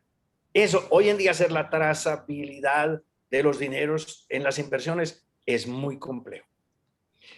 Y cómo tratar de que la iglesia, o por lo menos los cristianos, porque ahí ampliamos muchísimo, porque hay personas que dicen, yo aceptaría una propuesta, pero no manejo el tema como si fuera de dentro de la iglesia, sino realmente como personas humanas, solidarias y conscientes, cómo se puede tratar de invertir o producir riqueza sin tantos daños. Evidentemente que esto es muy complejo porque hasta en la agricultura, uno dice que bueno tener una empresa de agricultura, pero y los fungicidas y los herbicidas y los todos los SIDAs que se meten ahí, eso es muy complejo. Entonces, no es fácil, pero es un ideal. Yo creo que sí hay que pensar en empresas que sean capaces, incluso en el campo de minas, que puedan producir. Rápido no va a ser. Yo veo mucha distancia entre la mina y la mina en Argentina. En Argentina una mina es una muchacha bonita. Hay una distancia muy grande todavía. Muchísimas gracias. Bien, y acá me parece muy interesante este aporte y pregunta desde Guatemala. Ana Luisa, ingeniera industrial, especialista en ambiente. Ella es la que saca los permisos ambientales y solicita a las empresas con las que trabaja que deben ver sus propios compromisos, pero en este caso, al escucharlo a ustedes, llama la atención quién da los permisos ambientales para las empresas grandes en Sudamérica, ya que el Ministerio de Ambiente debe ser el ente regulador y nosotros apoyar las aportaciones para las comunidades. ¿Qué pregunta, no? Mira, yo quisiera comentar primero que hay una dimensión internacional en eso. Son los llamados traders. Todas las llamadas commodities, ¿no? Que es minería, los granos, en fin, el petróleo, esas cosas, pasan por la mano de 16 empresas, ¿no? Si ustedes toman este libro, yo le puse una por una qué empresas, dónde están casi todas en Suiza, ¿no? Que es cómodo, ¿ya? Pero eso es muy importante porque ellos organizan un sistema de presión internacional muy fuerte. Yo acompañé lo de Nigeria, ¿no? Que la Shell explota el petróleo de Nigeria y paga sobre sus ganancias, ¿no? Los profits. Pero la Shell de Nigeria explota el petróleo, lo exporta y lo vende a una empresa naranja, una empresa ficticia en las Islas Vírgenes Británicas, que es un paraíso fiscal.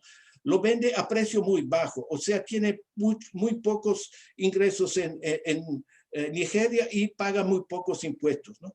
Después, esa empresa en las Islas Vírgenes Británicas revende este petróleo a precio lleno en el mercado, tiene ganancias fantásticas, pero está en un paraíso fiscal donde no se paga impuestos, ¿no?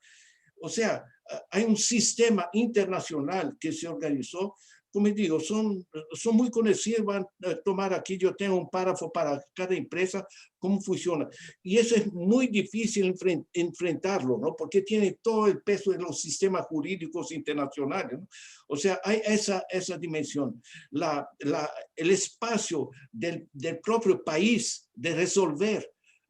Yo vuelvo a decir, nosotros tenemos la tecnología, sabemos hacer esa explotación de manera decente, de manera limpia, cosas del género. No es falta de plata, no es falta de tecnología, es falta de capacidad política, de fuerza política para manejar esos grupos, ¿no? Son grupos multinacionales y son muy fuertes. Yo solo para citar el BlackRock. BlackRock tiene activos de 8.7 billones de dólares. ¿Ya? Eso es 5 veces el Producto Interno Bruto de Brasil, ¿no? Que es el 10º más o menos, 10ª economía del mundo, ¿no? La BlackRock tiene 5 veces más en activos. Son gigantes, o sea, todas esas cosas pertenecen a una máquina y esa máquina es internacional, pero trabaja siempre con aliados internos dentro del país y lo maneja. Y así que, aunque nosotros lo tuvimos con varios, y tuvimos ministros de ambiente bueno, ¿no? Pero en la realidad en Brasil simplemente el nuevo gobierno rompió las leyes ambientales que teníamos, ¿no? Tienen fuerza suficiente para tornar legal las ilegalidades que hacen. Muchas gracias. Vamos a dar la palabra a 2 manos, bueno, hay 4 manos levantadas, no nos da el tiempo, pero vamos a tratar de que sean preguntas bien claras, concretas, para que ellos nos puedan ayudar y aprovechar este momento de reflexión. María de Lourdes, si quieres hacer tu pregunta, y luego Ana María Palomino y Guillerme. Bien. Sí, gracias, buenas tardes. Ya la puse en el chat, que tiene que ver con desde qué nuevos marcos culturales y antropológicos tenemos que ir quitando la economía neoliberal que tenemos introyectada en nuestra cotidianidad, en la manera en que nos relacionamos entre los seres humanos y la madre naturaleza. La manera de consumo de bienes y servicios, de alimentos, etcétera. Porque me da la sensación que estamos reaccionando, pero no quitando de raíz las cosas. Gracias.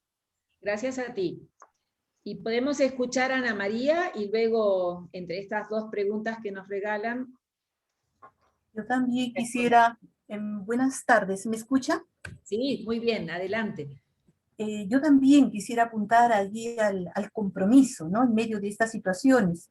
Yo en el momento vivo mi compromiso misionero en la provincia de Puerto Inca, región Huánuco, Amazonía peruana. Y la minería allí se da, ¿no? Empresas chinas son las que han continuado, pues, sus actividades extractivistas en medio de esta pandemia, ¿no? Todo se paralizó, pero las empresas han continuado. Y pasa por una legalidad que dan los mismos gobiernos regionales, ¿no? Pero que no hay un aviso previo a las comunidades. Según el convenio 169, los estados de nuestra América Latina están obligados a brindarles un informe de impacto ambiental a las comunidades, pero esto en la práctica, en la realidad, no se da. Llegan estos actores extractivistas y de una vez empiezan las operaciones. Y para callar a los miembros de la comunidad, empiezan con regalitos, con mercados, ¿no? Con oportunidades así foráneas. Lo que preocupa es que esto va dividiendo a la comunidad. Los líderes que no están fuertes en esta convicción van cediendo y van entregando sus territorios. Y ya en estos días, hablando con una de las mujeres de la comunidad, muy preocupada porque las aguas ya están contaminadas, casi llorando me comentaba ella, no tengo cómo prepararle los alimentos a mis hijos. ¿Qué puedo hacer, hermana? Miren, yo he entrado hace un año más o menos y en el diagnóstico que hice, inmediatamente me puse en coordinación con las organizaciones indígenas para poder con estas ver ese punto débil, esa flaqueza. Entonces, llegué en el diagnóstico que había que empezar urgentemente una formación jurídica en derechos de los pueblos indígenas para que los líderes tuvieran elementos cómo defenderse, ¿no? Y cómo acompañarlos. Yo pienso que esto hay que apuntar aquí muy clave, o sea, llegar al territorio donde vamos a acompañar, visualizar cuáles son sus organizaciones de base. Yo trabajo con pueblos indígenas, el pueblo Ashánica, los Cacataibos y los Yaneshas. Y en el momento están siendo también victimizados los líderes, los están asesinando a los que defienden su territorio. Entonces, ¿cómo hay que distinguir estas organizaciones? Hay que distinguir también cómo están y hay que pensar un acompañamiento fortaleciendo sus capacidades, empoderándolos en el proceso, porque son ellos. Y una cosa también le quiero preguntar al doctor Ladislao. Hay que tener muy claro, yo creo, el tema de la minería informal, porque ya se está notando, se ve, por lo menos acá en el Perú, que llaman minería ilegal informal a la minería ancestral. Y entonces, ¿a quiénes se les judicializa? ¿A quiénes se les encarcela? a los propios del lugar, que practican una minería que no maltrata a la naturaleza. En cambio, las grandes empresas tienen libertad para actuar y ejecutar todos sus proyectos de muerte. Esto es lo que quisiera, por favor, poner en la mesa. Muchísimas gracias, hermana Ana María. Entonces hay una pregunta para el profesor. Bueno, mira, yo no veo con preguntas, yo lo veo con una constatación, ¿no? Referente a lo que mencionó Isabel, yo lo veo muy importante, porque eso del neoliberalismo y los 40 años de desastre que estamos enfrentando, la economía mundial está prácticamente paralizada y está prácticamente paralizado antes del impacto de la pandemia, ¿no? Entonces, hay que ver que realmente, mira, yo no estoy soñando con eso. Yo acompaño mucho la literatura internacional, que yo hice muchos trabajos, yo soy jubilado por Naciones Unidas ahora, ¿no? Ya, o sea, por toda parte la gente está discutiendo nuevos rumbos.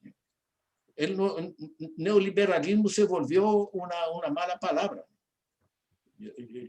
Yo lo que yo leo del Fondo Monetario, del Financial Times, de los más variados grupos, ¿no?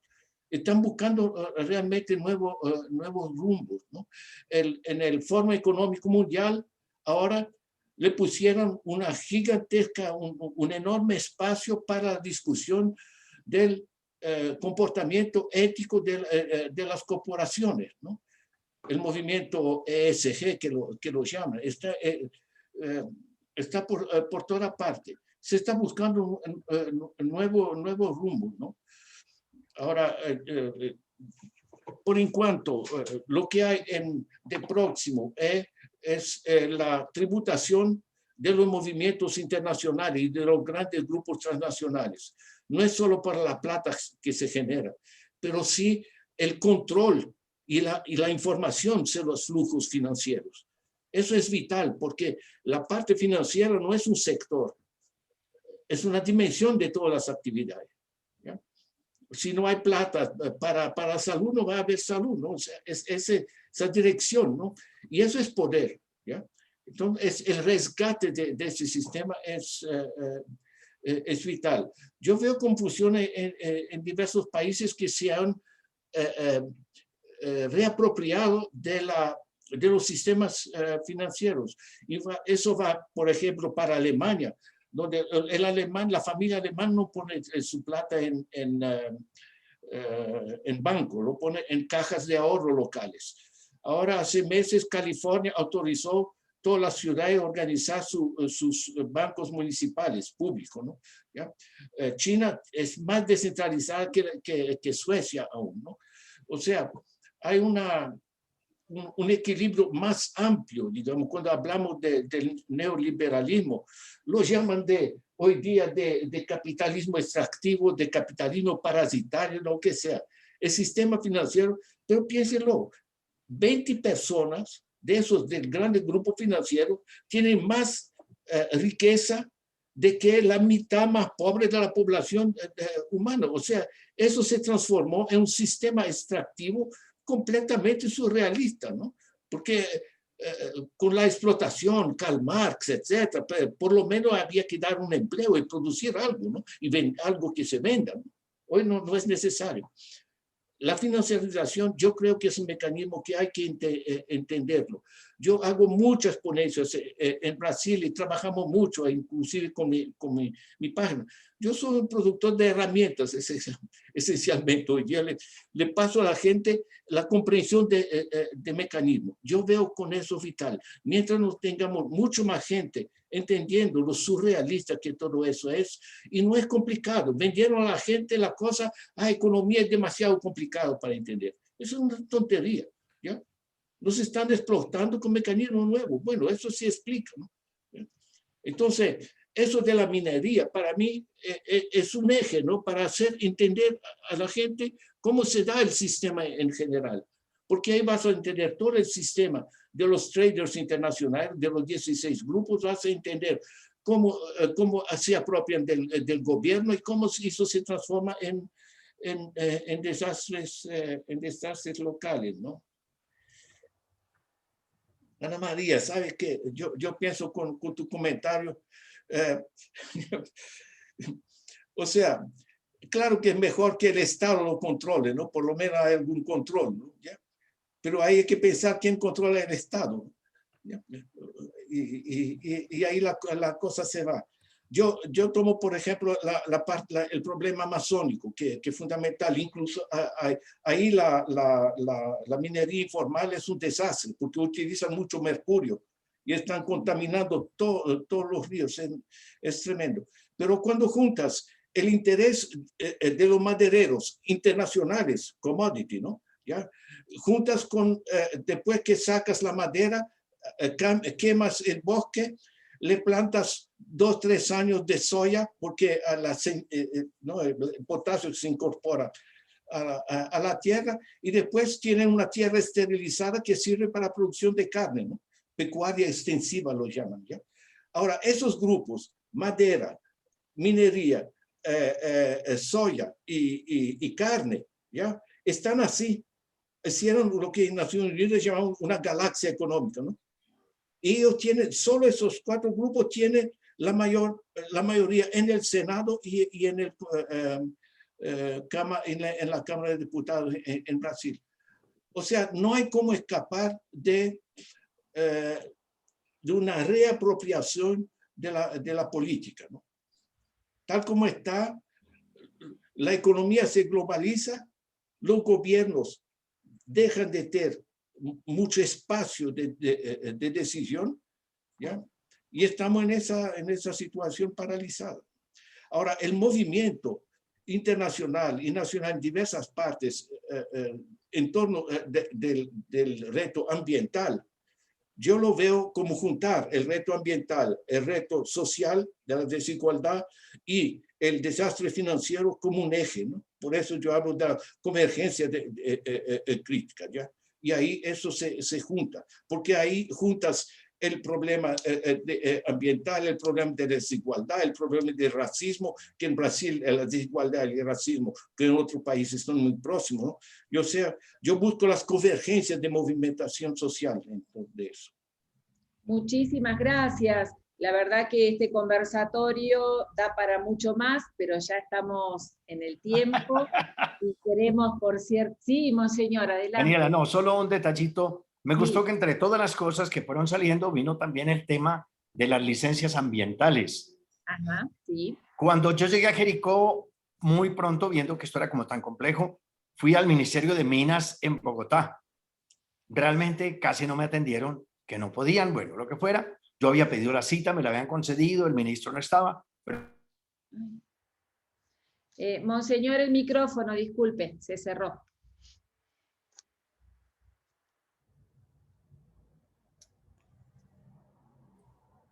Ahora sí. Sí, adelante. Bueno, qué pena. Quería decir que muy bueno que apareció el tema de las licencias ambientales, sea el tema desde el Perú, el tema desde Costa Rica, me parece que era.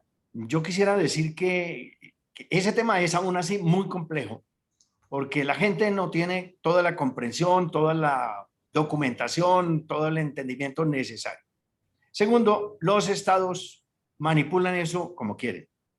Decía que fui de visita al Ministerio de Minas, una belleza de instalación. Ese mismo día por la tarde pasé al Ministerio de Medio Ambiente, la prima pobre del paseo. Y me imagino que ese es el poder político que tienen en los países.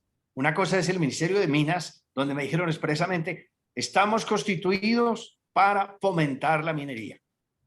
Aquí no nos hable de ambiente, no nos hable, nosotros estamos para esto.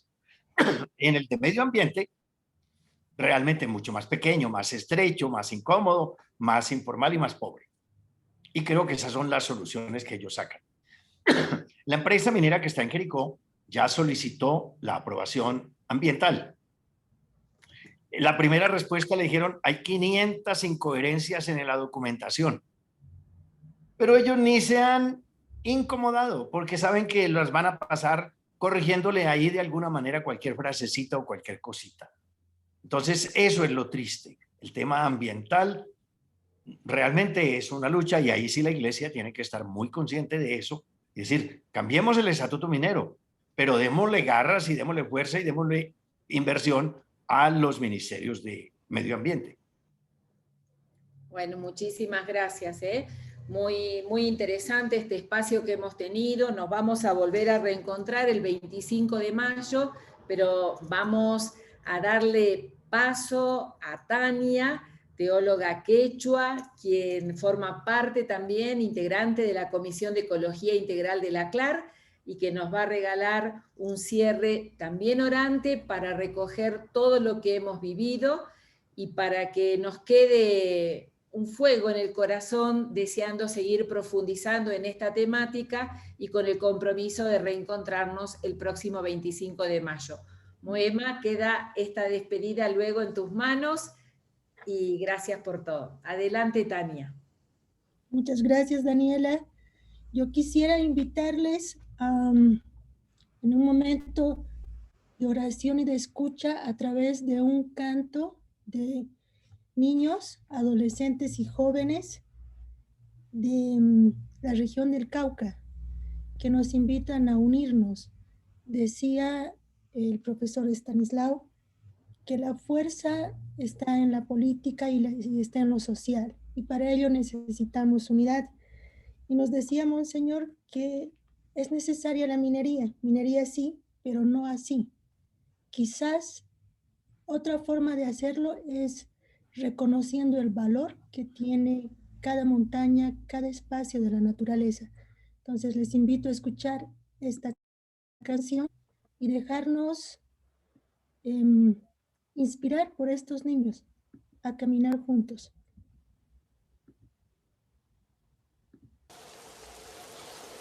Montaña soy, sol y trueno, lluvia, viento y primavera. Si no aprendes a quererme, ¿cómo puedo yo quererte?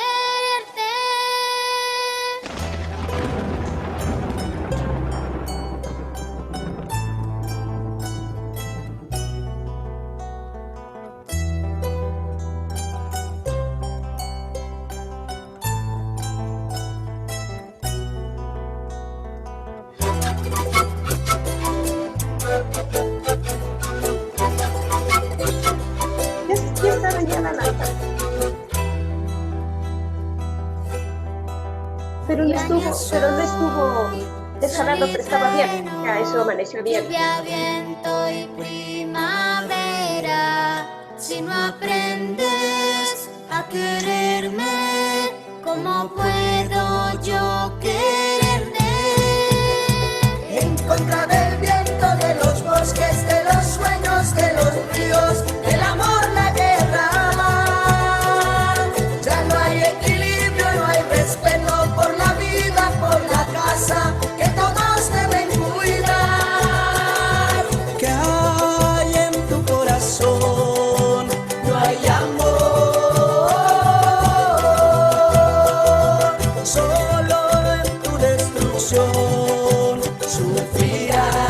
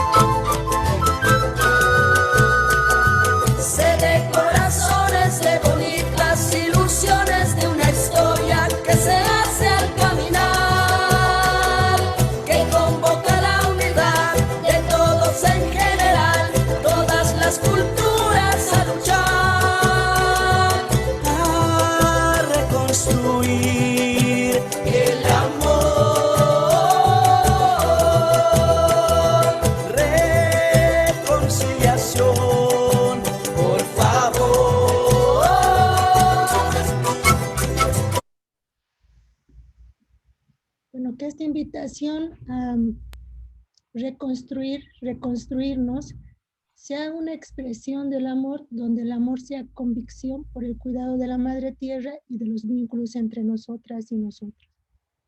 Muchas gracias. Moema, te devuelvo la palabra. Tânia, querida, encerramos esta bela conversación con palabras de cariño, con palabras de esperanza de los niños que hoy nos cuentan que la casa está en llamas, ¿no? Quizás mineración sí, pero quizás no aquí, en este planeta, y quizás no así, desierto. Quizás en Marte, quizás en un tiempo posterior, quizás en una otra forma. Y quizás de los minerales absolutamente esenciales, porque como has dicho muy bien, hay mucho hierro en esta tierra y no necesitas hacer más huecos. Hay mucho oro en esta tierra, no necesitas seguir asaltando a la madre tierra. Que seamos nosotros, iglesias en plural, junto con los niños, los que sembramos la esperanza y la convicción de que un otro modo de ser es posible, que vivir con sobriedad, que vivir con nuestro gran corazón, acumulando amor y compartiendo amor. No necesitaremos de tanta minería. Gracias a Clar por esta maravillosa conversación. Gracias a Monseñor, muchísimas gracias. Gracias también a don Vicente que nos ha acompañado. Gracias al profesor Ladislau por la reflexión que nos ha ayudado.